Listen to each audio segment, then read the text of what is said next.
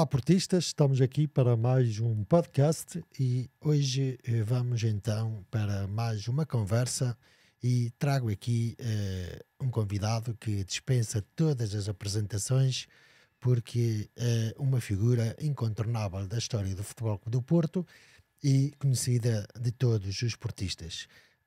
Falo nada mais, nada menos do que o campeão europeu e campeão mundial Eduardo Luiz, que nos brindou com muitos títulos na década de 80 e a quem eu agradeço desde já a disponibilidade e por ter vindo ao Vila Real propositadamente para estar presente aqui no meu podcast.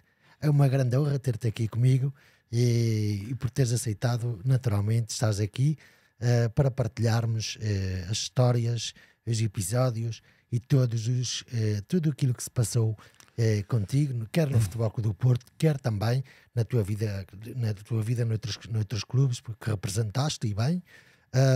Bem-vindo, Eduardo Luiz, e mais uma vez, obrigado. Obrigado eu, obrigado pelo convite. Olá, portistas. Eu conheço o Pedro há muitos anos, mas só há pouco tempo é que consegui confirmar que o Pedro, que eu tenho aqui à minha frente, tinha 8 anos quando tirámos uma fotografia no estádio de Vila do Conde. Portanto, desde essa altura até agora, o Pedro tem sido um portista dos 10 costados, dos 11 costados, como se queira dizer, e é para mim um prazer enorme estar aqui contigo e conversarmos sobre aquilo que for preciso e responder às perguntas que quiseres fazer. Vamos conversar, vamos ter aqui uma conversa como já tivemos aqui em off e mesmo já durante este dia, que este dia já está mais ou menos a meio. Vamos transformar o podcast, porque eu tenho dito a todos os convidados que aqui tenho recebido que um podcast, o meu conceito de podcast é uma partilha de experiências, é uma conversa natural, onde os assuntos vão fluindo, vão surgindo, e a partir daí a gente recorda as experiências, traz à Alice as memórias que tem, e eu gostaria de começar porque muitas vezes eu acompanho todos os jogadores que aparecem no Futebol Clube do Porto, nas televisões e nos programas onde são convidados a dar entrevistas e a reviver as memórias e tudo aquilo que passaram e falam da sua carreira. Muitas vezes esquecem-se de quando eram antes, o que é que esses jogadores eram antes de ser jogadores, propriamente dito. Ou seja, as origens. Diz, não, eu nasci, por exemplo, no teu caso, nasceste em Moscavide, não é? Louros, Conselho de Louros, não é? Mas para-se assim muito. Como é que foi a tua infância? Eu nasci jogador eu nasci jogador, não sou jogador. Portanto, a partir de uma certa altura sou jogador profissional, mas jogador de futebol sempre fui. Normalmente as pessoas falam jogador da bola antes de ser profissional. Mas eu, como disseste, eu nasci na zona sul de Portugal, nasci em Moscavide. Fiz ali a minha infância e vivi ali até aos 18 anos. Até essa altura sempre gostei de bola. Eu lembro-me que Mas como é que era o menino Eduardo Luiz? O menino Eduardo Luiz era um puto giro,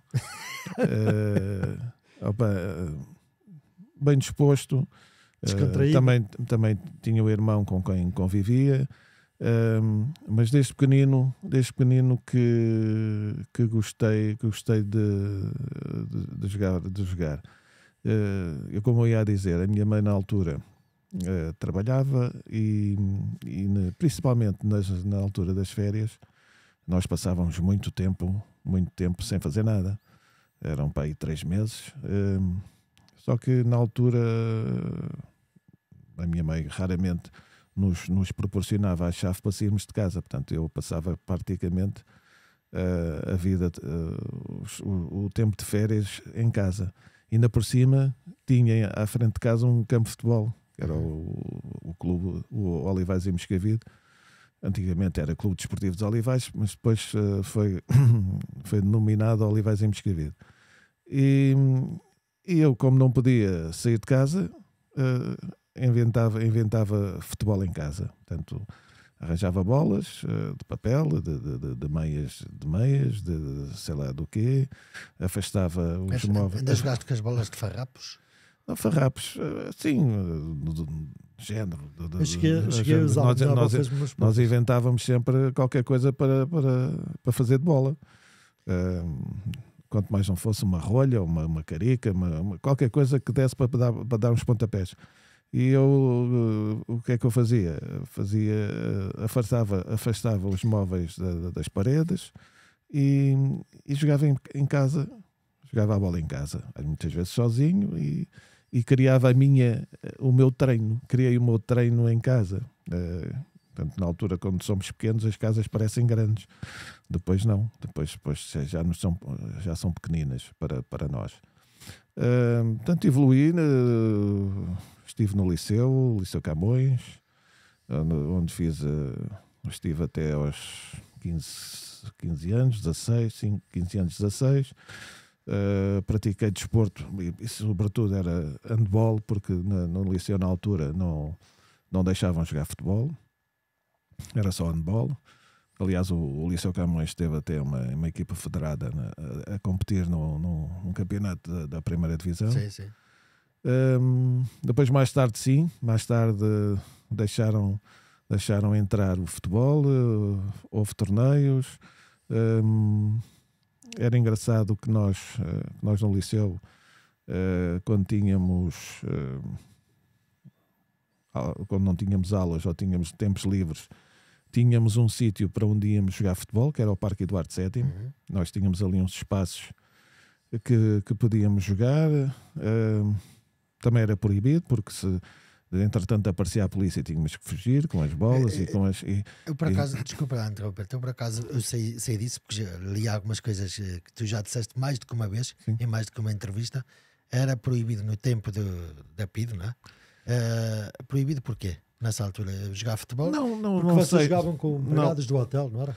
Sim, havia um sítio, portanto ali à volta havia vários hotéis.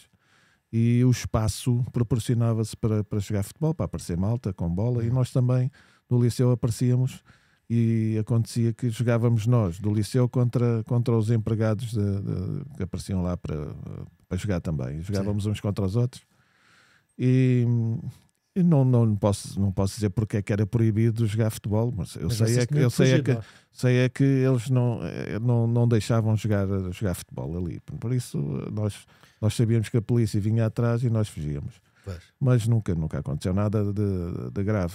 Sei que houve uma altura em que nesse tipo de jogos nós fazíamos com eles, alguém gostou de mim, gostou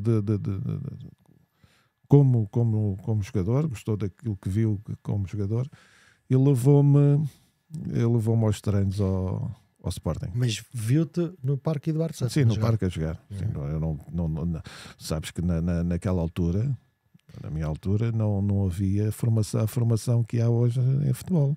Exato. E noutras modalidades, Exato. mas sobretudo no futebol só havia juvenis e júniores. E a partir dos 15 anos é que havia futebol federado. Certo. Portanto, até lá não havia... Tínhamos que optar por outras modalidades. Eu, na altura, optei, em termos federados, pelo basquetebol, porque também tinha um clube de basquetebol perto de casa. E comecei aí até poder jogar futebol federado. Portanto, e foi o que fiz aos 14 anos. Depois, aos 15, comecei a jogar futebol no Desportivo dos Olivais, mas fui logo para os júniores. Entrei logo nos júniores, não fui para os juvenis. Subiste escalão.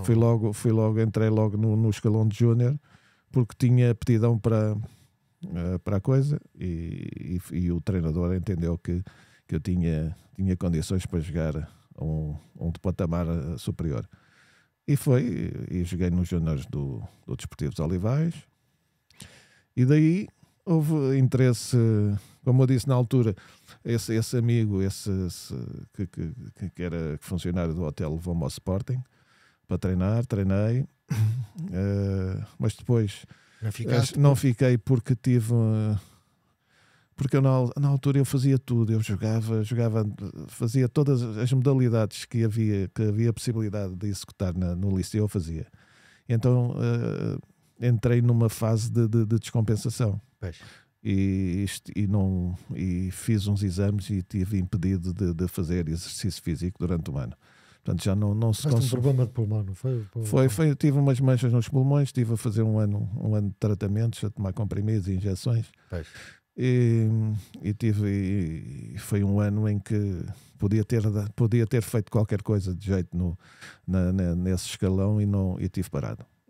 Depois, claro, levei aquilo à risca, consegui debelar o problema, e foi quando depois fui ao Benfica,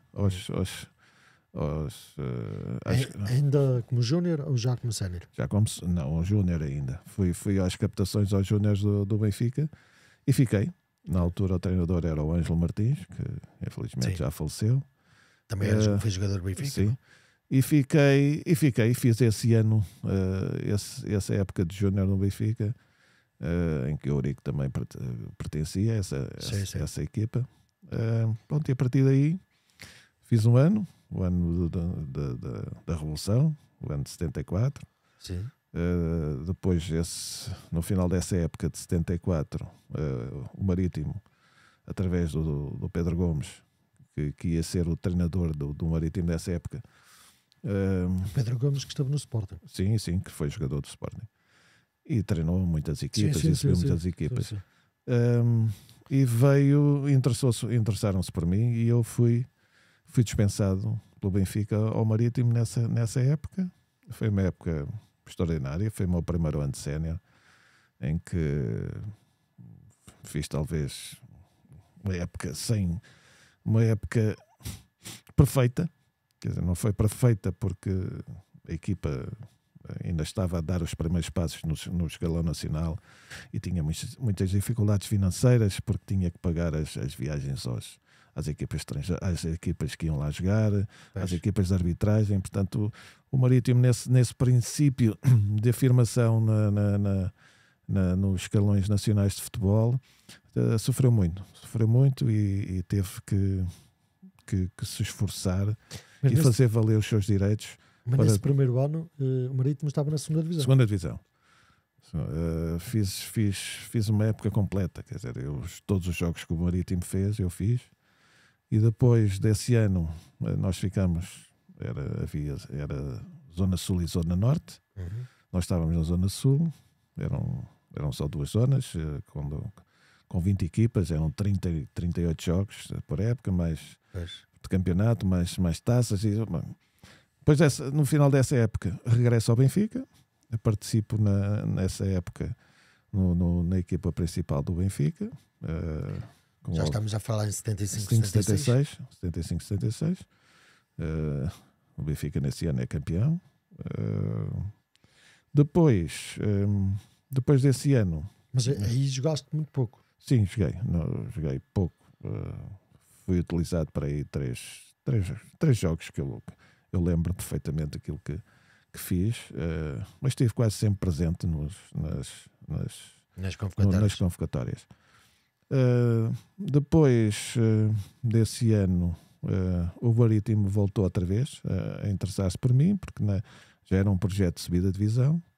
Mas entretanto houve ali um pequeno problema com o então treinador Mário Wilson.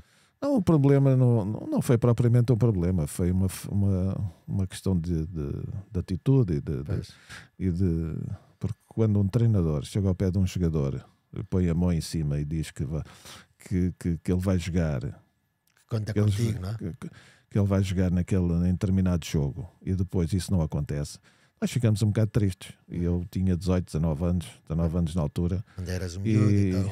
E eu senti um bocado que aquilo que ele disse não se cumpriu, e eu fiquei triste. Pois. E a partir daí pensei que as coisas assim não iriam, se ele continuasse como treinador, eu não iria ficar no Benfica. E quando o Marítimo veio interessar-se novamente, eu não não pensei duas vezes. Resolvi ir. Aliás, eu terminava o contrato, não tinha mais ligação ao Benfica, e rumei novamente para a Madeira, onde estive 6 anos seguidos, onde tivemos 2 subidas e tivemos o que implica que houve uma descida. Exato. E tive lá 6 anos, bons 6 anos. Constituí família, tive lá a minha filha primeiro, fiz bons amigos. Quer dizer, tu adaptaste bem à Madeira, ao Funchal, digamos assim, e já nem pensavas assim. Não, e houve uma altura que a minha vida iria prolongar-se por muito mais anos pela Ilha da Madeira, a jogar futebol, e provavelmente posteriormente, não sei, porque ainda era novo, ainda não tinha bem a certeza do que é que iria fazer, muito depois de deixar de jogar. Claro. Só que, entretanto... Só que desculpa lá, portanto, passaste lá 6 épocas seguidas. 6 épocas seguidas. Mas ao fim da 4ª época surge o interesse da parte do Futebol Clube do Porto. Estamos a falar, como falámos há pouco, em 80, houve interesse. Como é que surgiu esse interesse? Lembras-te bem? Tens memórias? Sim, nós fomos jogar uma vez. Foste abordado por quem? Pelo presidente, na altura ainda não era, atual presidente, o Jorge Nuno. Na altura ainda não era presidente. Nós tínhamos ido jogar ao Rio Ave. E no final do jogo o presidente abordou-me e mostrou interesse que eu viesse para o Futebol do Porto. Pronto, e isso entusiasmou-me. Saíram notícias nos jornais que já estaria quase como se tivesse consumado. Isto já passa assim que já perto do final da época 79-80, meio? Não, sim, no final da época de 80, sim, já saíram algumas notícias. Só que entretanto, como toda a gente sabe, aconteceu o verão quente. O Sr. Pedroto e o Jorge Nuno Pinto da Costa já não saíram do foco do Porto. Mas entretanto, apesar de terem saído os dois, e apesar de na altura o chefe do departamento de futebol, que era o atual presidente Pinto da Costa, não houve mais abordagens da parte do Futebol Clube do Porto? Depois disso não. Depois disso não. Portanto, foi a única abordagem. A abordagem foi essa. A coisa gorou-se, a situação ficou por aí. Eu nunca mais pensei. Entretanto, o Marítimo, o presidente na altura, veio ter comigo, até foi à minha casa, para renovar contrato, e renovei contrato por mais 2 anos. Entretanto, a equipa nesse primeiro ano foi quando desceu nesse 80-81 desceu, e depois 81-82 voltámos a subir, e foi quando depois voltou novamente o interesse do Foco do Porto, da parte do já presidente. Foi novamente o presidente que tivemos várias conversas telefónicas a combinar tudo, e consumou-se a minha vinda, e eu também. E segundo sei, assinaste 3 dias depois da tomada de posse do presidente. Sim, pouco tempo. Não foi 3 dias, foi uma semana. Foi uma semana que eu vim de propósito ao Porto para assinar. Lembro perfeitamente quem estava à minha espera. Estava o falecido Fernando, que me lembro o nome, Vasconcelos, Fernando Vasconcelos, que seria o chefe de departamento. Sim. O Sr. Pôncio Monteiro. Sim. Também já falecido. E o presidente depois. Fomos todos almoçar. E depois assinámos contrato. E pronto, a partir daí a minha vida como desportista iniciou-se no Futebol do Porto. Eu tenho muitas vezes conversas com amigos, adeptos e tudo, que muitas vezes dizem: o Eduardo Luiz entrou em 1982 no Futebol do Porto, está como vieram Inácio, Eurico, o Gomes, que tinham regressado de Espanha. E muitas vezes diz assim: o Eduardo Luiz começou por ser benfiquista. o que eu gostaria de perguntar, e se não for nenhum problema, começaste por ser benfiquista e depois hoje consideras-te um portista? Não, eu não comecei por ser benfiquista, eu comecei por ser sportinguista. Porque isto tem muito que ver com as nossas experiências de miúdos. Porque nós Mas muita gente, desculpa interromper-te, muita gente que eu conheço pensa que tu foste benfiquista. Não, eu joguei no Benfica. Sim, mas que eras adepto do Benfica. Mas não sou adepto. Não é verdade. Não sou adepto, nasci em Lisboa, que não tenho culpa de ter nascido onde nasci. Claro que não me desonra nada ter nascido onde nasci. E as pessoas qualquer pessoa também não vai dizer que não gostam do sítio onde nasceu, porque não tem culpa disso. Agora, eu era sportinguista porque com os meus 15 anos, nós no liceu tínhamos acesso aos estádios do Sporting e do Belenenses aos jogos sem pagar. Tínhamos o cartão de estudante e esses estádios na altura tinham um setor da juventude onde nós podíamos ver os jogos de futebol. E o Sporting era um deles. Eu e o meu irmão nem ligávamos ao Benfica, éramos Sporting.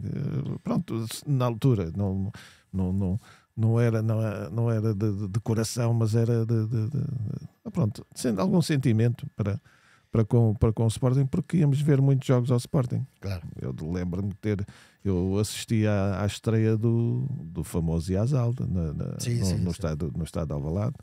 Portanto, havia uma mística e havia ali um ambiente que ajudava a cativar. Aliás, o Sporting até chegou a ser campeão e tinha uma excelente equipa na altura. E desses jogadores, alguns vieram depois a jogar comigo. Portanto, casos do Nelson e do Marinho. Sim. O Marinho, esses dois acabaram por jogar comigo depois, mais tarde, no Marítimo. Pronto, e era assim. Eu joguei no Benfica porque tinha que iniciar. Foi destino. E depois do Marítimo veio o Porto. E hoje, muito sinceramente, quer seja qualquer tipo de modalidade, eu sou Porto. E eu até costumo dizer muitas vezes em conversa de café que o Eduardo Luiz já fez muito mais enquanto portista do que muitos que se dizem mais portistas. Pois isso não sei, eu faço o que faço e faço o que posso. O Augusto Inácio já esteve connosco nas lives e até pessoalmente já me disse que assume frontalmente que é sportinguista, mas que tem um grande carinho pelo Porto e o que viveu no Porto também tem uma grande costela do Porto. E acabou. As pessoas já têm que se assumir. Agora, quando as pessoas não sabem, e isso acontece muito, dizem, porque lá está, pelas conversas que eu ouvia e que conversava, dizendo, o Eduardo Luiz foi benfiquista. Afinal, não. Fui benfiquista. Não, eu joguei no Benfica, joguei um ano júnior. E joguei um ano sénior. Eu no Marítimo joguei 7 anos e no Porto joguei 7 anos. Claro. Portanto, mas o facto, isto é uma coisa que é uma frase que muita gente conhece, que é que isto entranha-se na pessoa e depois não sai. E é o que acontece. Acontece comigo.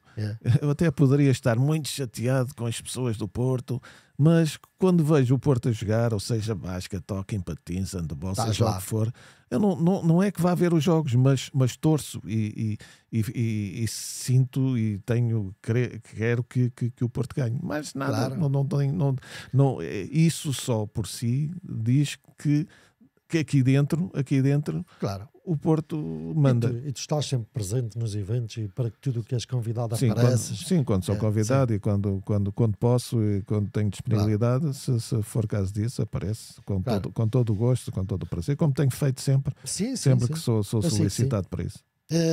Eu agora gostava de pegar no teu ano de estreia, que é 82-83, na altura treinado pelo mestre José Maria Pedroto. E numa entrevista te dizes que a tua estreia foi em Portimão, com o Portimonense, numa vitória por 2-1. Eu estive a pesquisar ou podes estar errado, não aparece o teu nome na ficha de jogo. Tens a certeza, porque o jogo está aqui, é este aqui, e neste jogo nós podemos ver. Eu substituo. Entraste na segunda parte. Eu entrei na segunda parte. Entrei na segunda parte e até faço a jogada do gol do Frasco. O Frasco marca um gol, sou eu que estou na jogada. E este é o resumo que nós estamos aqui a acompanhar. Em que há uma expulsão. Estas são imagens que eu consegui captar, acho que foi na grandiosa enciclopédia do Ludopédia. Em que realmente. Segunda parte tem que ser, não é? Pronto, isto aqui é o gol do Frasco. Não. É o do Gomes. Isto é o do Gomes. Isto é o gol Gomes. do Gomes. E o Frasco é que faz o segundo gol. O Frasco eu estou na segunda na jogada. Porque eu vi-te a dizer numa entrevista que realmente que faz o centro, não é? Sim. O centro para. E seria ainda ter uma oportunidade de marcar antes do intervalo numa cabeça de Gomes que Damas defendeu. Tens memórias deste jogo? Lembras-te bem da tua estreia? Os donos da casa iniciaram a segunda parte em toada. Tenho a vaga e tenho as imagens daquilo que fiz. Mas já tinhas visto estas imagens? Não. Depois se quiseres levas isto. Aqui sim, aqui esta já é a segunda parte. Sim, e é na segunda parte que o Frasco faz aqui o gol. Aqui o Gabriel lesiona-se e eu entro para o lugar do Exato. Do Gabriel. Mas tu lembras-te bem deste dia da estreia por um futebol com o Porto? Já lá vão tantos anos. Não... Foi aqui. É aqui, essa senhora. Portanto, entraste para a direita e agora é o Frasco, exatamente. É isso. Daí até a final, o Portimonense pressionou sempre, mas estas imagens são de uma câmara só, quase. E depois não há repetições, não há nada. E a ver estas imagens já é muito bom. Porque eu apanhei estas imagens já há pouco tempo, há pouco mais de um ano. Sim. E eu gravo tudo o que passa do Futebol Clube Porto. E eu depois associei, tenho este resumo. E tu tinhas falado numa entrevista sobre este jogo. Sim, e depois fui pesquisar a ficha de jogo, não vi. Mas afinal agora vi ali a fazer o centro para o Frasco. Sim. Porque eu sei que passam 40 anos, mas às vezes a estreia num clube se calhar marca-nos, não sei. Não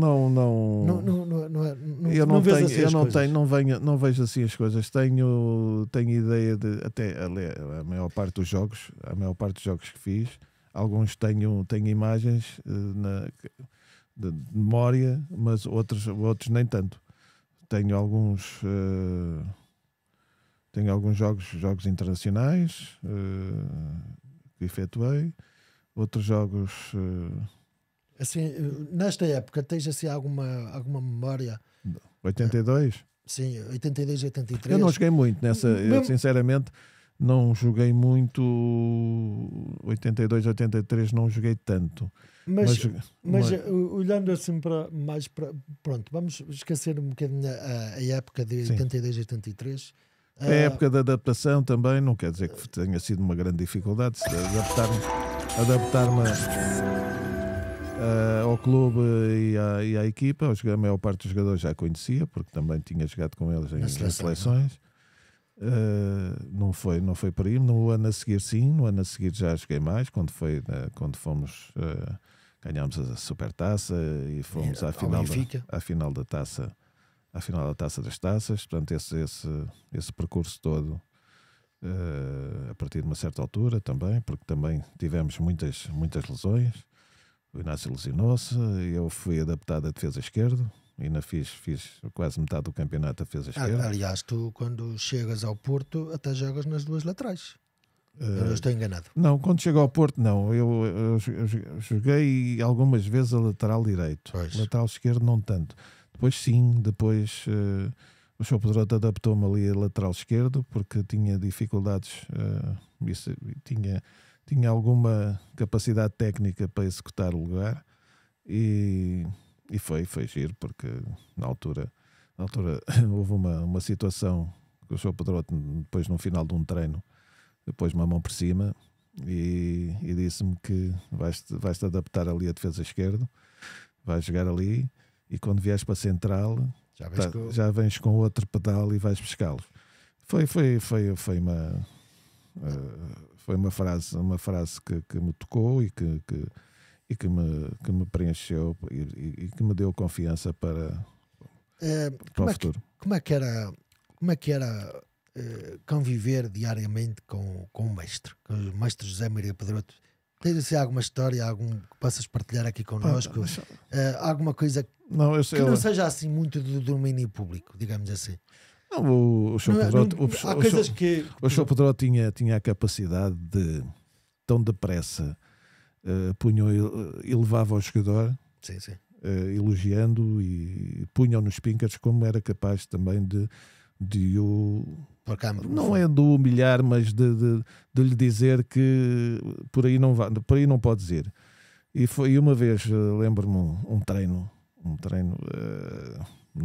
naquele campo de treinos cá em baixo, cheio de lama. Nós fazíamos muitos treinos conjunto. Normalmente era a equipa que jogava contra a equipa de reservas, e raramente a equipa de reservas ganhava, não é? Não era impossível. Não. Se houvesse algum resultado a favor da equipa de reservas, ele inventava sempre qualquer coisa para a outra equipa ganhar. E lembro-me de estar a jogar contra o Penteado, ponta de lança, e eu estava a jogar, também não me recordo se estava a jogar de um lado ou do outro, mas ele, um lance qualquer que eu fui batido, e ele chamou-me de veterano. Chamou-me de veterano, parece um veterano a jogar.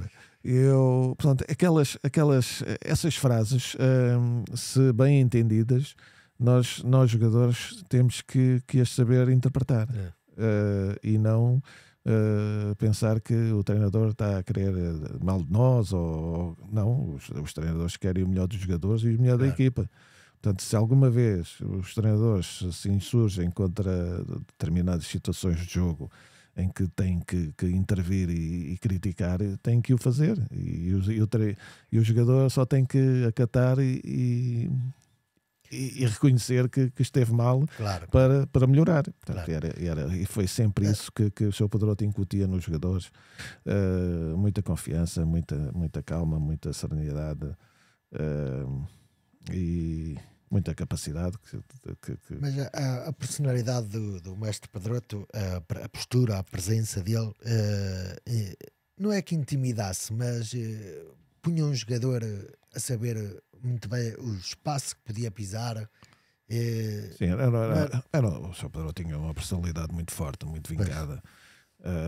Mas não era preciso muito tempo para perceber. Não era preciso grandes berros, era só uma palavra da parte, porque são pessoas que nos, de certo modo, nos intimidava, sim, atrás daquelas lentes grossas que ele tinha.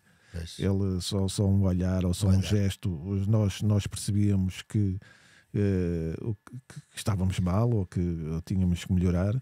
Portanto, era só a presença dele, e isso só poucas pessoas conseguem fazer. Portanto, isso é uma noção que nós de fora que temos em relação à pessoa, assim como e muitas vezes a pessoa não tem essa noção de capacidade que inspira nas outras pessoas. Muitas vezes não se sabe se inspiramos confiança ou o contrário. E neste caso o Sr. Pedroto inspirava uma grande confiança, a forma de falar, a forma de explicar aquilo que nós tínhamos que fazer era extraordinário. Depois, infelizmente, o mestre adoece, não é? É substituído por adjunto António Moraes. Mas no ano a seguir chega Artur Jorge. O plantel praticamente mantém-se inalterável, com uma outra entrada, uma outra saída, mas vocês notaram muitas diferenças? Quer a nível de Artur Jorge enquanto pessoa, quer a nível de técnico? Eu não vou estar aqui a fazer comparações, porque as pessoas são todas diferentes umas das outras, trabalham de maneira diferente, não podemos Ainda hoje dizem que o Sérgio Conceição poderá ser um Pedroto. Nunca ninguém vai ser um Pedroto. O Sérgio vai ser o Sérgio Conceição, que vai ser um grande treinador e não um segundo Pedroto. Agora, aquilo que o Arthur Jorge veio trazer foi muito fruto do seu conhecimento de futebol, também em termos de treino, e tinha à disposição jogadores muito inteligentes, muito profissionais, muito sabedores daquilo que tinham que fazer em campo, e ele aproveitou tudo o que tinha sido feito por seu Pedroto, aproveitou naqueles 3 anos em que fomos campeões nacionais duas vezes e campeões europeus. Há dois episódios que se passam com o Arthur Jorge. Um deles foi no fim do jogo em que tu foste titular, acho eu, com o Dinamo de Kiev nas Antas. Foste titular. Sim. 2-1, em que o Arthur Jorge chega ao balneário e dá um pontapé num balde. Lembras-te disso? Opa. Isso já foi falado pelo Futre, já foi falado pelo André, já foi falado pelo João Pinto, em que realmente o Porto faz uma grande exibição. Aliás, nas Antas é considerada uma das maiores exibições da história do Porto, pelo menos daqui à memória. Vocês estavam a ganhar a seleção da União Soviética. A seleção da ex-União Soviética, digamos assim, por 2-0, a dar uma grande lição de futebol, e depois, parte do final, sofrem um golo. E o Arthur Jorge, segundo as rezas das crónicas, segundo também já foi dito por colegas teus, dá um pontapé num balde ou numa garrafa que lá estava. Aquilo realmente. Eu não sinceramente, não. Eu tenho uma vaga ideia de que isso aconteceu. Os meus colegas confirmam isso. É porque aconteceu. Mas é uma situação natural, uma reação natural para quem, porque um resultado de 2-1 contra uma das melhores equipas na altura da Europa era um resultado ingrato. Depois de termos estado a ganhar 2-0. É um resultado ingrato. Portanto, bastaria ao Dinamo Kiev marcar um golo e passaria. Pronto, e a história aconteceu o que aconteceu, e todos nós sabemos como é que conseguimos ultrapassar este Dinamo Kiev. Até porque o jogo na segunda mão lá na União Soviética, na Ucrânia, digamos assim. Agora na Ucrânia. Pois, agora é a Ucrânia, mas na altura também era a Ucrânia, o que era uma república da União Soviética. Né? Aquilo, não se previa tempos... Previa-se tempos difíceis, né? Momentos difíceis, porque contra aquela equipa. Aquilo estava com 80 mil pessoas, parece, o estádio completamente cheio, 100 mil pessoas, 100 mil. O relvado não era assim grande coisa. Mas vocês, sim, mas vocês estavam confiantes, sentiam-se confiantes? Sim, repara, nós estamos numa meia final com uma vantagem do primeiro jogo, que não é grande, que não é assim de modo a termos grande à vontade, mas e a forma como encaramos o jogo era a forma como encararíamos qualquer outro jogo, com mais concentração, com saber defender, porque iríamos ter que defender mais, porque eles tinham realmente uma equipa forte e dotada de excelentes executantes. Só que o desenrolar do jogo proporcionou a que a nossa alma aumentasse 300%. Nós, passado não sei quanto tempo, estamos a ganhar por 2-0, 2-2, 4-1. Portanto, eles teriam que marcar 3 golos ou 4 para nos ultrapassar. Portanto, nós agarrámos a isso, porque nós marcamos o 2-0 e eles logo a seguir marcam 2-1. E ali foi um cerrar de fileiras, sofremos muito, porque tivemos que recuar no campo e tentar jogar contra-ataque com o Futre e com o Juari, e foi uma felicidade quando o jogo acabou, porque tínhamos feito 2 grandes jogos contra uma das melhores equipas europeias da altura. O outro momento que eu já há bocadinho queria falar também do Arthur Jorge passa-se no intervalo do jogo da final, com o Bayern. Sim.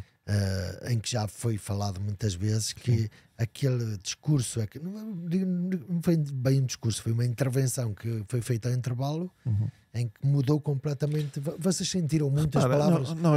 Nós quando vamos para o intervalo, mesmo a perder 1-0, nós tínhamos estado bem, o Bayern Munique teria tido para aqui uma outra oportunidade. Temos uma prorromaneira. Nós também tivemos situações de livre do Celso e outras situações em que o Futre e que o Major podiam ter marcado.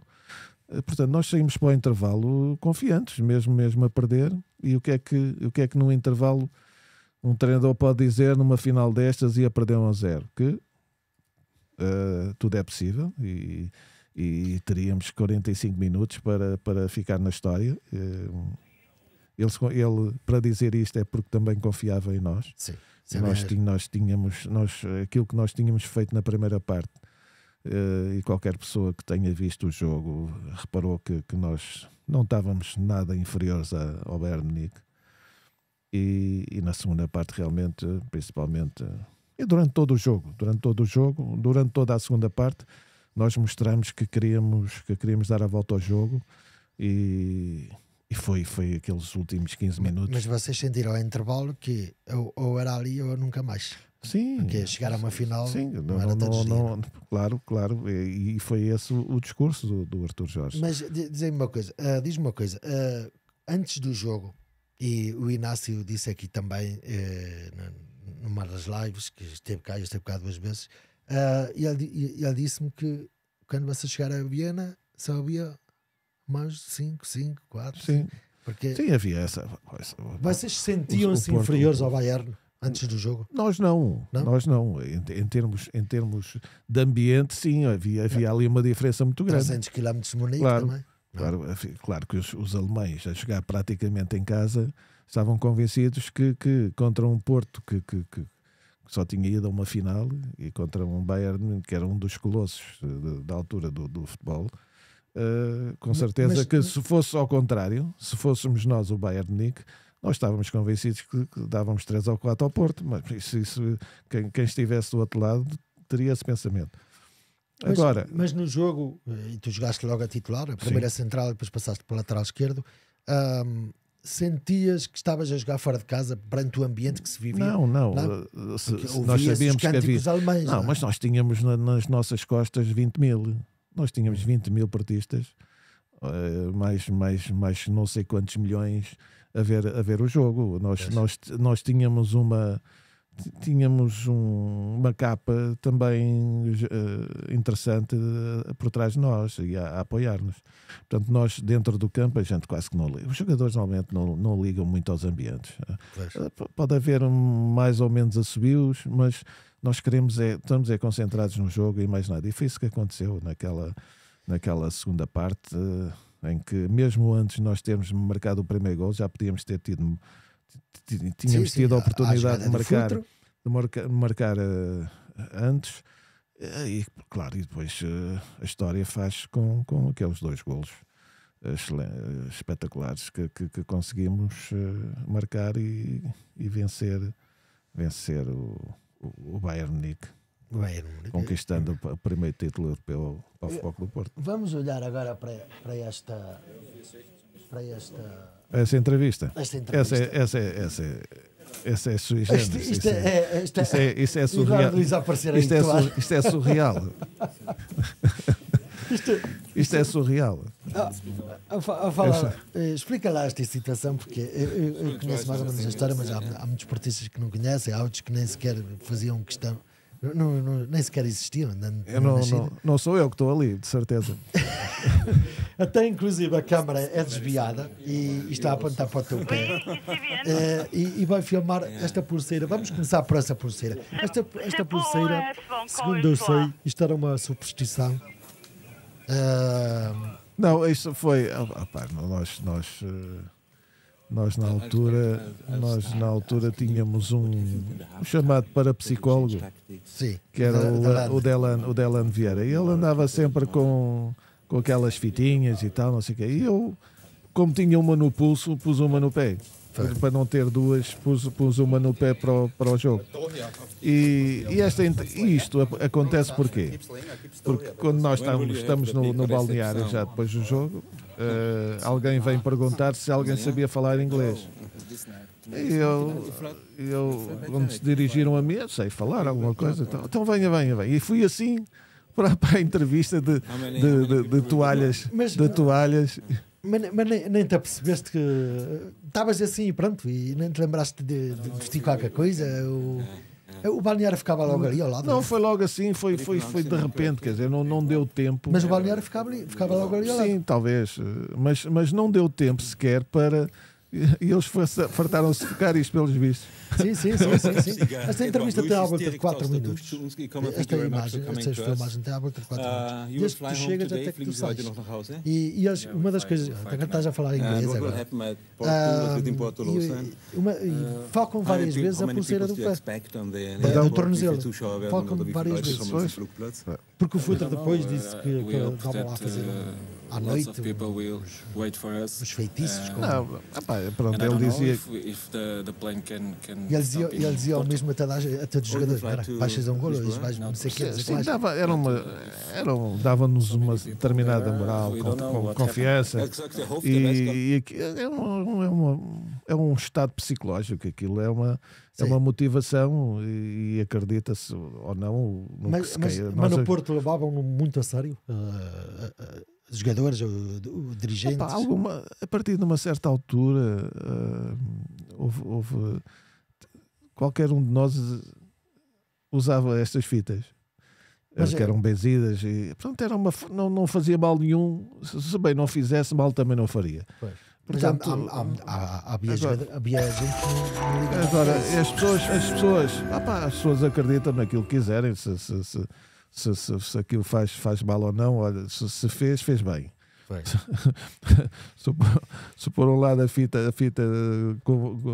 concorreu para que nós ganhássemos, olha, ainda bem. Porque tu não estiveste em Tóquio, não chegaste a fazer viagem para Tóquio. Uma das coisas que pelo menos aquilo que conta, e há várias pessoas que contam, inclusive o presidente também, é que um dia antes da final estava sol e o Delan disse que ia estar a nevar no dia a seguir. Pois isso não sei se ele disse isso lá, porque eu não estava. Não sei isso não posso confirmar se ele disse isso ou não.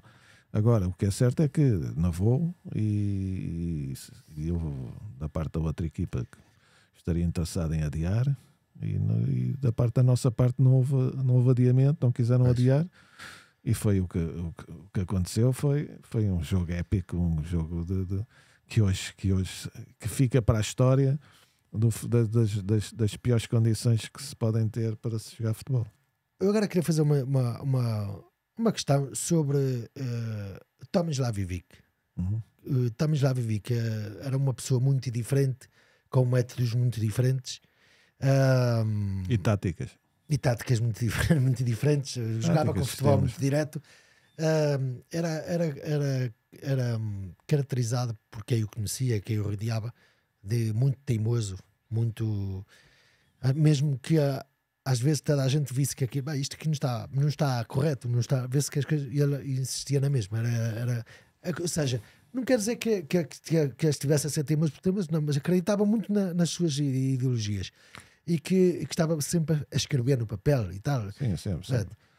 E era tanto que ele só esteve um ano nessa primeira passagem, e depois ainda esteve menos, porque era muito assobiado no Estádio das Antas, sobretudo no Estádio das Antas, porque era considerado um treinador demasiado defensivo. Não é?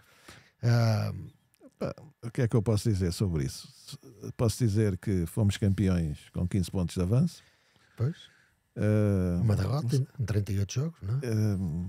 Jogávamos muitas vezes com 5 defesas, 3 centrais, que era coisa que o Futebol do Porto nunca tinha feito, nunca tinha jogado com 3 centrais. A partir de uma certa altura também acho que abdicou disso.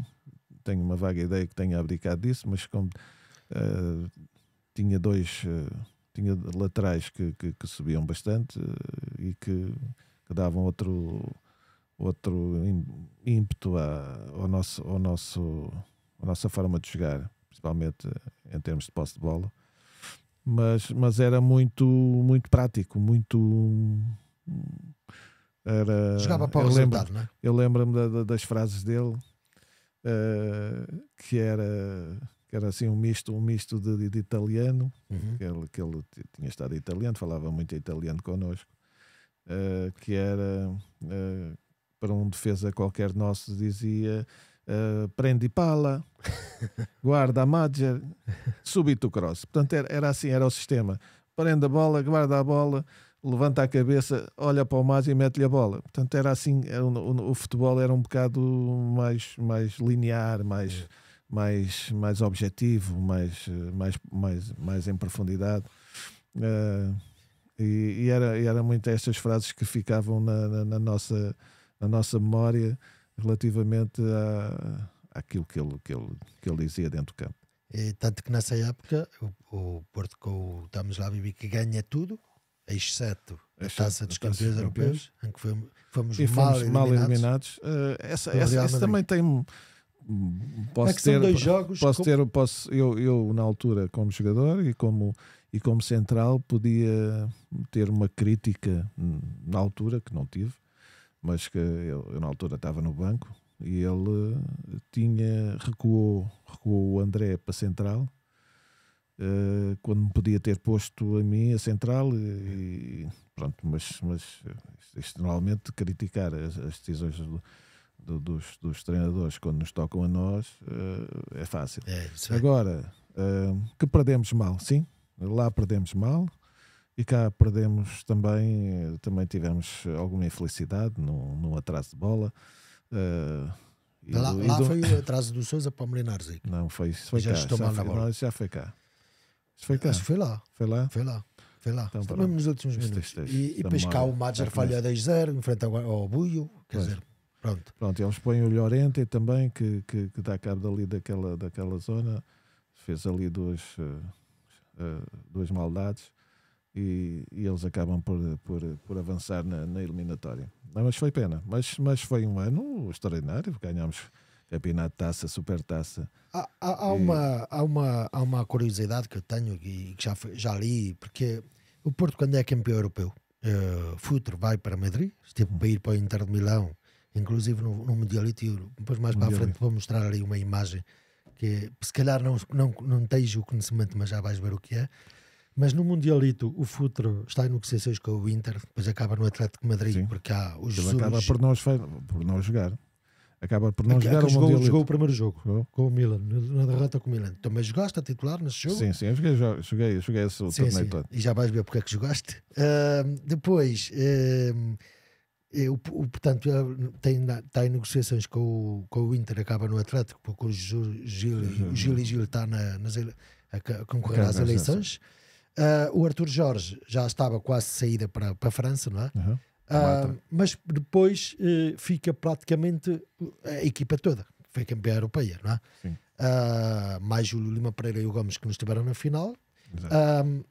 E há ali na pré-época, não sei se tens memória ou não, já li isso em vários sítios, em que a pré-época não há ali não corre muito bem, não é em termos de resultados, mas em termos de balneário, em que os jogadores são campeões europeus, subiu-lhes alguma coisa à cabeça, e há um torneio de Foggia, em Itália. Sim.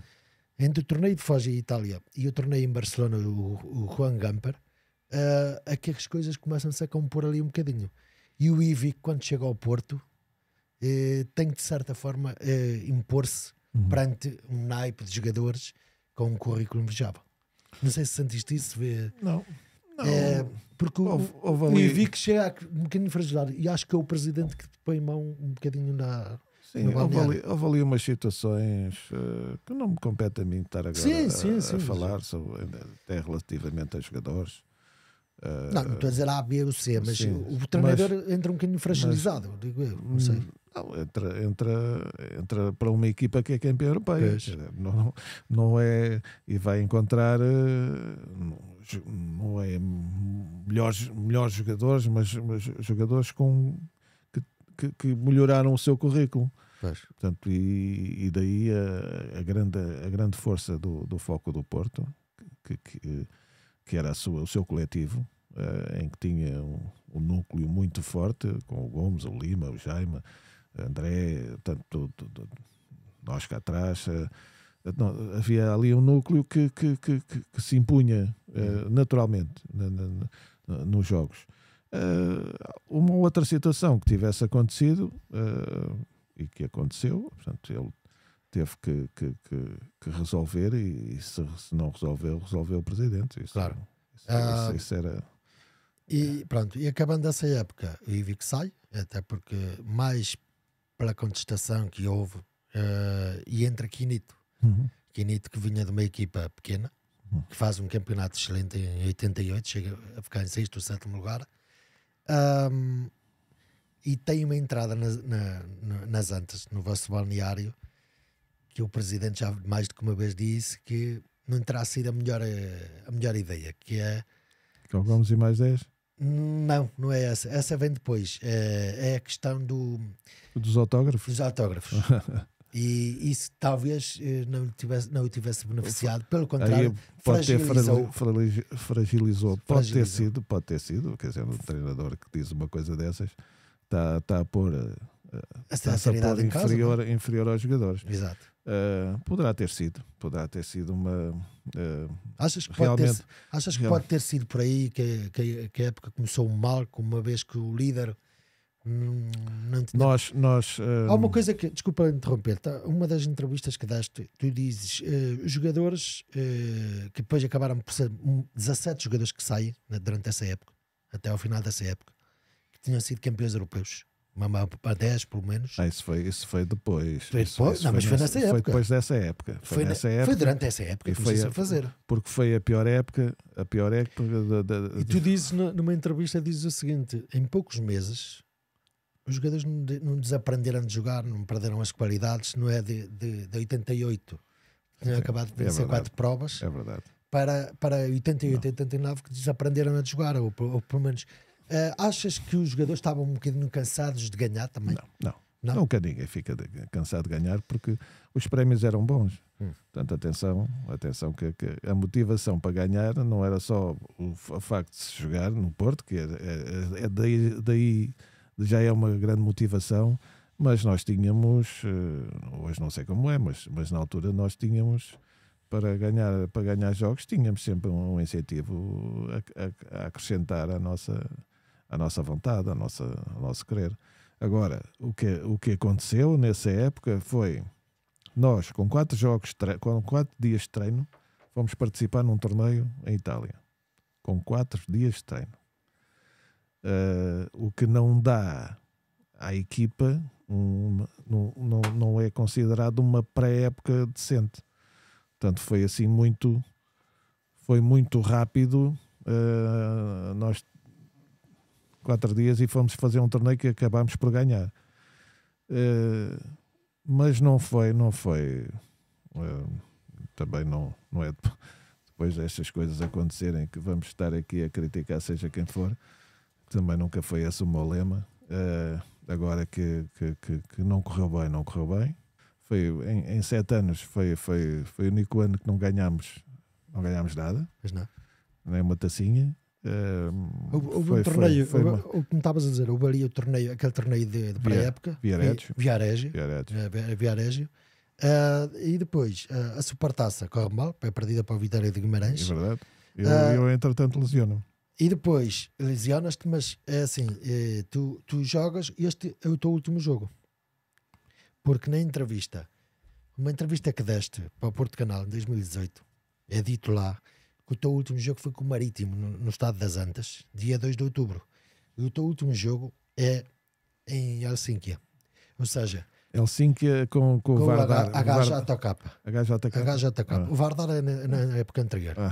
O HJK, ou seja, com o Marítimo o jogo é no dia 2 de... Nós ganhámos cá 3-0 e lá perdemos 2-0. Exato. Foi. Mas com o Marítimo o jogo é dia 2 de outubro nas Antas, que o Porto ganha 3-1, e 3 dias depois jogas o último jogo em Helsínquia, numa derrota por 2-0. Esta fotografia tirada lá, e há o fotógrafo do estádio que me está a tirar uma fotografia mais perto, esta é tirada de trás. E portanto este é o teu último jogo. Isto aqui, não me lembrava disso. Não te lembras disso? Não me lembro. Lembro quando me lesionei. Foi uma estupidez num jogo, mas pronto. Esse jogo foi onde? Onde é que tu disseste? Foi na Maia, não foi? Foi na Maia. Foi na inauguração. Foi um jogo, foi uma quarta-feira, chuvosa. Inaugurar o estádio do Maia. Aliás, já tinha sido inaugurado. Só que o nome ao estádio, nós voltámos a jogar lá com o Boa Vista para inaugurar, para dar o nome do Vieira Carvalho ao estádio. Sim.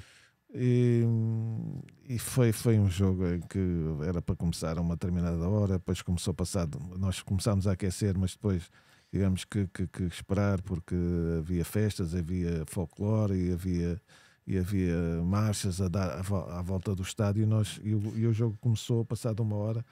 E eu não posso dizer que foi por causa disso, mas foi aí que eu me lesionei no joelho e que provocou a minha saída depois no final da época do futebol. Porque este jogo que estamos aqui a ver é o jogo é esse jogo do Marítimo? O penúltimo jogo que tu fazes, ou seja, o último jogo do campeonato, que é 2 de outubro de 88. Sim. E depois, passado 3 dias, jogas em Helsínquia na derrota por 2-0. O futebol Porto faz uma péssima exibição lá, até chega uma ou duas vezes à baliza dos finlandeses, mas depois aquilo que se passa é que aquilo foi um desastre total perante uma exibição péssima. E essas imagens também podem ser vistas, como podes ver aqui. São estas. O Jaime Magalhães a tirar aqui ao poste. E depois o Sousa tem uma oportunidade na segunda parte. De resto, aquilo foi uma desgraça. Foi mau jogo. Foi um mau jogo. Eu estou a jogar. Na primeira parte, as melhores oportunidades. Defesa direito? Eu joguei, não sei se joguei a central, joguei a defesa direito. Eu estou ali com o 2, deve ter jogado a de lateral direito. Já jogaste, jogou o Dito e o Congolô no centro, o Inácio na esquerda e tu na direita. Exatamente. O André também falha aqui este lance e depois nós estávamos, quer dizer, 3-0, estávamos tranquilos, mas que foi um mau jogo, foi. E depois, ao intervalo, estava empatado o jogo. Mas a questão não é essa, é que eles eram amadores. Eles eram amadores. Este é o primeiro gol, acho eu. Portanto, o Zabeta é traído, a bola bate nas pernas do defesa, já não sei de quem é. E o segundo gol acontece logo a seguir. E depois, para piorar esta época, acontece a grande derrota, dita praticamente a saída do Canito. PSV andou. Aí já estavas lesionado, não já? Já tinha. Eu joguei lateral direito. Exatamente. Isto é o jogo da Helsínquia, não é? Isto é o primeiro gol. Eu não tenho estas imagens. Aqui está o Canito. Eu arranjo-te isto, não te preocupes. Aqui o Porto a atacar. Estás ali a centrar, olha, centraste agora. O André remata. E agora é o segundo gol. Acho que é este. Acho que é agora. Pronto, já está. Pronto. Como poderão ver na repetição, e portanto o Porto esteve em riscos de ser eliminado. E era logo a primeira eliminatória da Taça dos Campeões. E a segunda foi com o PSV. A segunda foi com o PSV, que foi muito mal aquela. Tanto que o Quinito pediu admissão no final do jogo. Sim. E o presidente não aceitou. E depois demitiu-se. Faltavam 2 minutos para acabar o jogo e eles ainda estavam a tentar chegar ao 3-0. E estás ali, olha, a lateral direito. Pronto. E agora, prosseguindo, até porque nós estamos aqui praticamente a ver a tua carreira toda. Tu terminas a tua carreira no Porto. Mas não acabas a tua carreira profissional. Não. Vais para o Maia, não é? Não. Eu saio Eu lembro que na época de 88, 89 o campeonato acabou muito cedo, por causa do Mundial. Entretanto, nós sabemos que Mundial Sub-20 na Arábia. Que estamos dispensados. Saiu entre eu e outros colegas que também saíram nesse ano. E o Ourico, entretanto, já tinha iniciado a carreira de treinador e ia para o Rio Ave. Foi para o Rio Ave e convidou-me para ir, e outros 2 ou 3 jogadores que ele convidou. Só que eu ainda não estava com o joelho ainda bem recuperado. Portanto, eu saio com uma lesão ainda por recuperar. Quer dizer, fui operado em outubro, novembro. Depois recupero em 4 meses. Estamos à volta de 34 anos, não é? Estamos com 34 anos, mais ou menos. 33. Estava já recuperado. Depois num treino lesiono-me outra vez. Tenho um problema no menisco desse joelho. Volto outra vez a se fazer uma artroscopia em março, mais ou menos. Portanto, mais recuperação, e a época acaba. Ainda peço ao Artur Jorge para fazer um jogo, portanto já recuperado, um jogo de reservas na altura, para ver se me sentia bem. Mas entretanto a época acaba e eu entre muitos fomos dispensados, e nessa altura o Ourico convida-me para ir para o Rio Ave, e faço até fazemos uma época.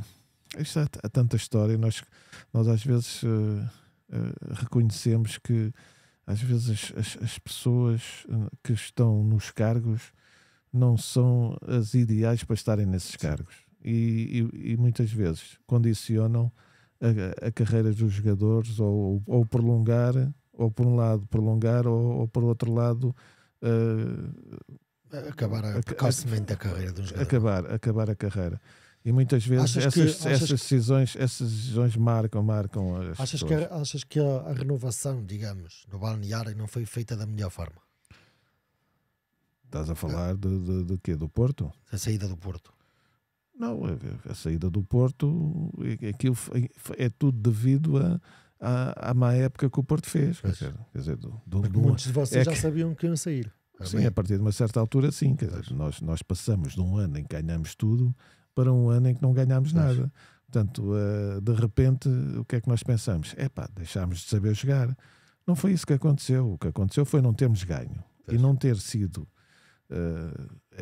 a época não ter sido de tal forma bem preparada para conseguirmos outros feitos.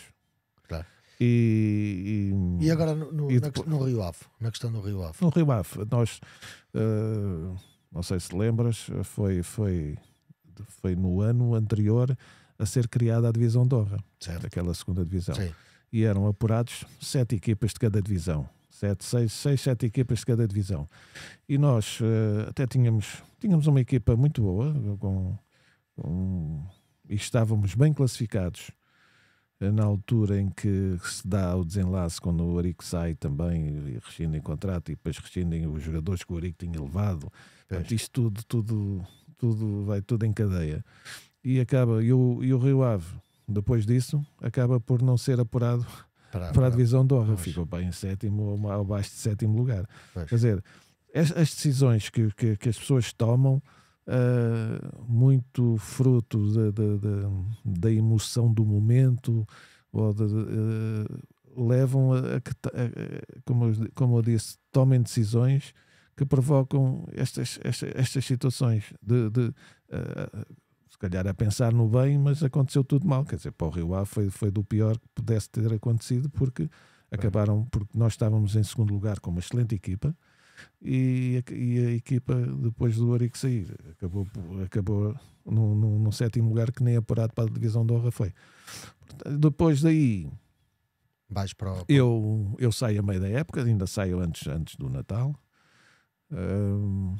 E depois, no início do ano, eu peço vou ao Porto para tentar voltar a recuperar o joelho, que ainda me faltava alguma massa muscular, acederam. Eu fiz a recuperação do joelho com o Rodolfo Moura nessa altura, participava em alguns treinos quando era necessário, e depois houve um convite de Alvarense, exato. que tinha como presidente o Dr. Leonardo Azevedo. Fui eu e mais alguns jogadores, alguns já os conhecia. Fez ali uma boa equipa e acabámos por subir divisão. Fomos campeões nacionais, também acabei por fazer os jogos todos também, nesse ano, depois de ter sido operado, portanto, e recuperado como deve ser. Continuei ainda na segunda época, depois houve ali, ainda acabamos a segunda época, e depois na terceira época, em que eu estou também para iniciar a época ainda como jogador, que ainda estava em condições, tenho uma lesão num treino antes do primeiro jogo do campeonato e que me impede de participar no jogo, e pronto, e a partir daí desenvolveu-se uma série de contra-informação e de opiniões e de atitudes que hoje se calhar as pessoas envolvidas ainda estão convencidas que foram traiçoadas e que foram molestadas e que houve campanha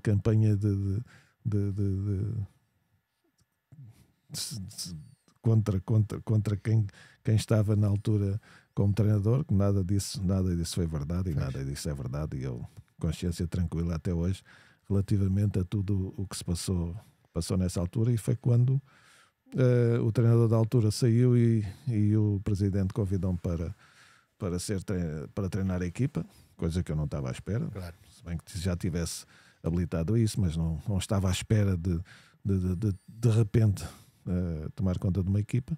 Já tinha foi aí treinador? Sim, já tinha o segundo nível, e pronto, e a partir daí iniciei a carreira de treinador. E ainda não foi por muitos anos, para não? Foram 20 anos ainda. Foram 20 anos. Ainda foram 20 anos.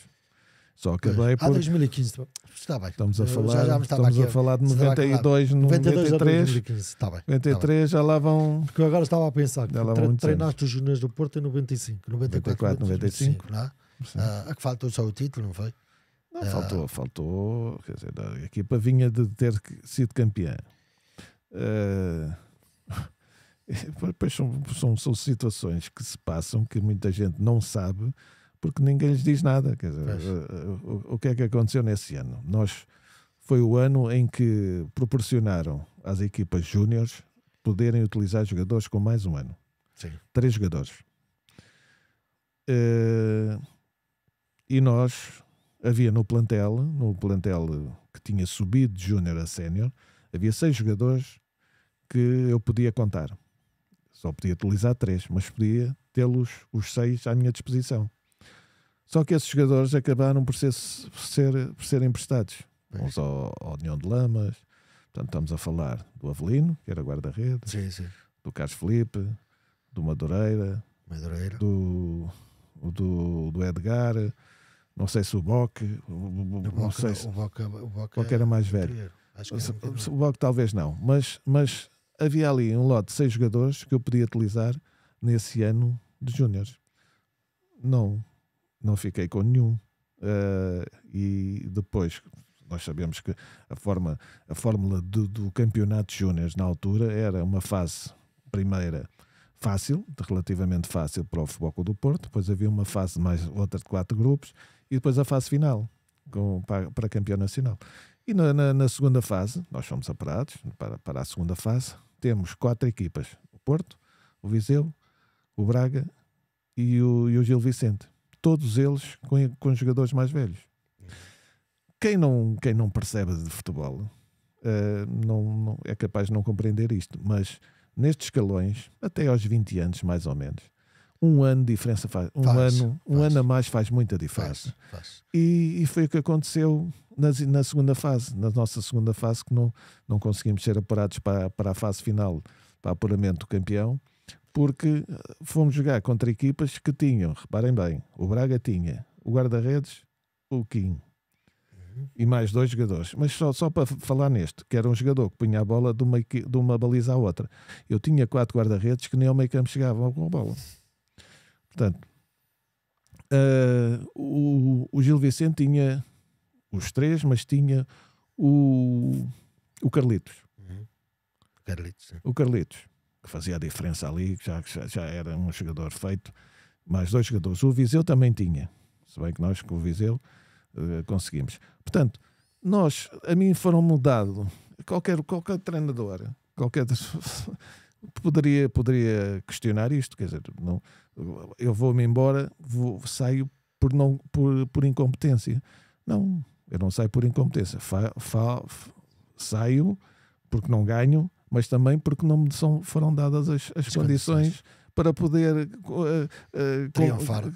Não, e lutar de armas iguais com as outras equipas.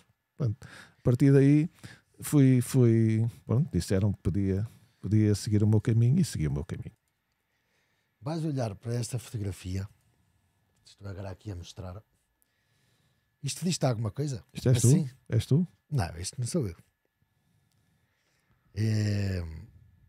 Não fazes a mínima ideia que é, pois não? E aqui? E aqui? Sabes que é este? Foi teu adversário. Não fazes a ideia que é? Não sei. Se me disseres o nome, posso-me lembrar. E estás a ver esta camisola? É a minha camisola? Olha agora. Não jogaste com isto. Jogaste com este número. Pronto. E não sabes quem é o jogador? Não tens a mínima ideia, pois não? Não. Agora lê o que está ali. Percebes italiano, mas ao menos dá para tirar a ideia. Filippo Galli. Diz que trocou esta camisola contigo no Mundialito de 87, lá em Milão. Ele era do Milão. Ele era do Milão. Pronto. E reparaste nas costas, tinhas o 4. Sim.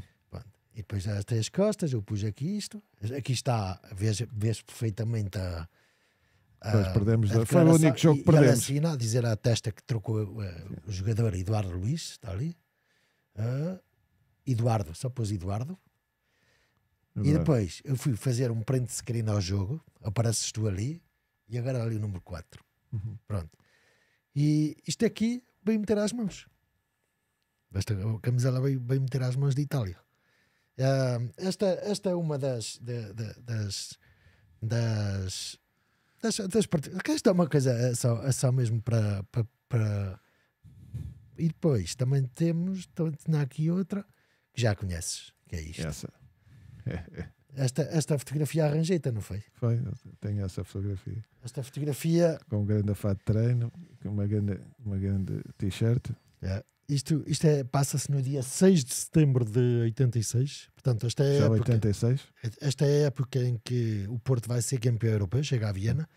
E, portanto, estavam a ocorrer a parte final das obras no rebaixamento da Estrada das Antas. E nós tínhamos que ir ao Rio Ave. Fizemos ali 1 ou 2 jogos, não foi? Do campeonato. E jogámos com o Chaves. Jogámos com o Rabajax. Com o Rabajax. Com o Chaves para o campeonato do Chaves. Sim. E com o Marítimo também. O Marítimo. Talvez. O Marítimo, acho eu. E este dia é o dia que antecede o jogo com os Chaves, ali na Castada. Vocês tinham treinado um dia antes. Estava magrinho, pá, não tinha barriga nem nada, pá. Mas isto é verdade. Pronto, isto são umas pequenas particularidades. O Bigode é que está ali a testuar, mas tudo bem. Quem? O Bigode. O Bigode? E agora está-se outra vez a usar. Vou voltar. Pronto, em relação basicamente a isto, a conversa que temos é isto. E eu agora que tenho aqui também um desafio para ti, só quero passar para aqui, desafio que é, vou-te pôr uma série como fiz com o José Carlos, mas diferente, um bocadinho diferente, e vais ter 5 segundos para cada imagem, tens que ser rápido, e numa palavra vais classificar ou caracterizar, ou dizer uma palavra para cada pessoa que te vai aparecer, está bem? Ok, vamos ver se conseguimos. Eu vou e Vamos lá. Numa palavra, se possível. Inquestionável.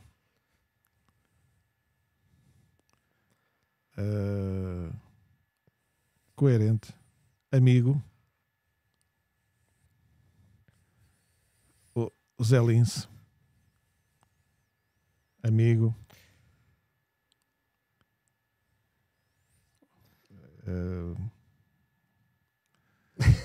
Não.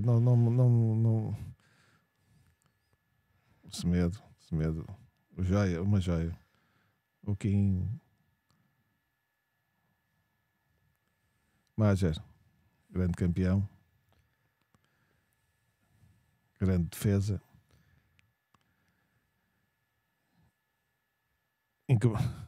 Jori, arma secreta. O João, coração, grande coração. Pau para toda a obra. Tecnicista.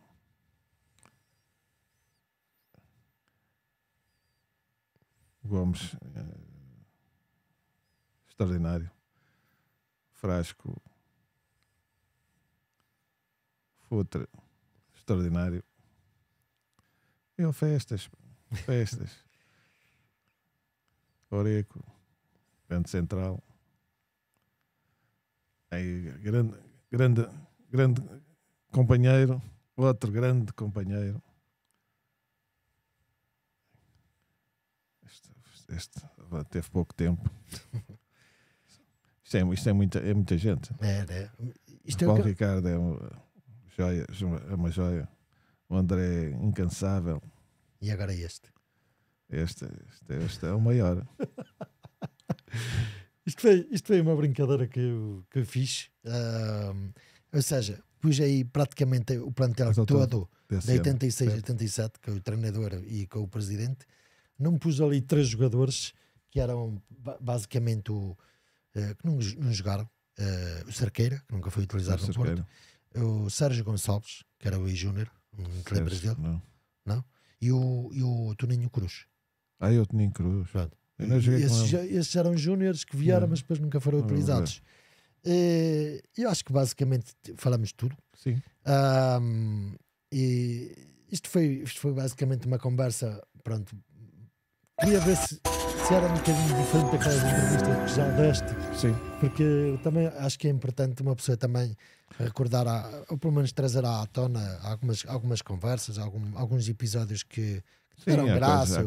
Há muitas coisas que as pessoas não sabem, nunca viram a saber, mas não é que sejam segredos, mas são conversas de balneário. Depende muito das conversas com quem se tem. Claro. E neste caso, em termos de entrevista, muitas vezes vêm à baila coisas que nós ficam no balneário, não é? Podem ficar, outras que depois de passar este tempo se poderão falar, mas nunca pondo em causa nada nem ninguém. E às vezes não, é sempre. Quando algum jogador ou dirigente ou treinador conta algum episódio, terá a ver se consigo próprio não vai colocar, ou então não coloca nomes para não ferir suscetibilidades, não é? Claro. Pronto. Mas posto isto, acho que foi uma conversa agradável. Espero que as pessoas gostem e acho que vão gostar, acho que sim, porque é assim, a maior parte das coisas eu já conhecia, por isso é que eu depois carregava num ponto ou noutro, não é? É mais fácil depois pôr a questão quando sabe já das coisas. Sim, não é? E depois tenho um acervo que me permite, se calhar, explorar um ponto ou outro, pronto, que é para perceber melhor, até porque... Até eu fui surpreendido aqui com determinadas coisas que também não... Quer dizer, que se passaram, mas que eu não tenho... Não te lembravas, ou pelo menos...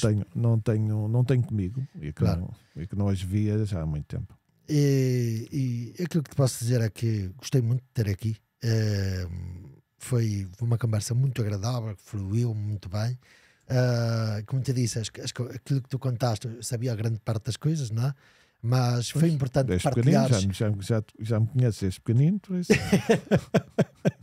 Já desde miúdo, desde Vila de Conde. E pronto.